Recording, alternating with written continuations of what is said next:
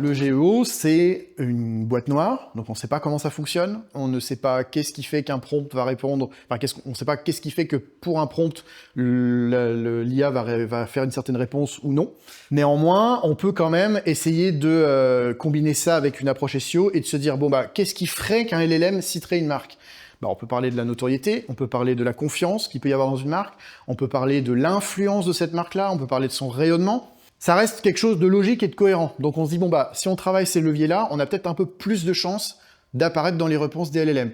C'est pas une certitude, on n'a pas de réponse, on n'a pas de recul là-dessus, mais c'est quand même quelque chose qui pourrait être logique et qui pourrait être cohérent par rapport à ce que cherchent à nous promouvoir les LLM. J'ai envie de dire, c'est toute la communication autour de cette question, autour d'un produit. Donc plus on fera du bruit, plus on sera cité, plus les LLM seront influencés.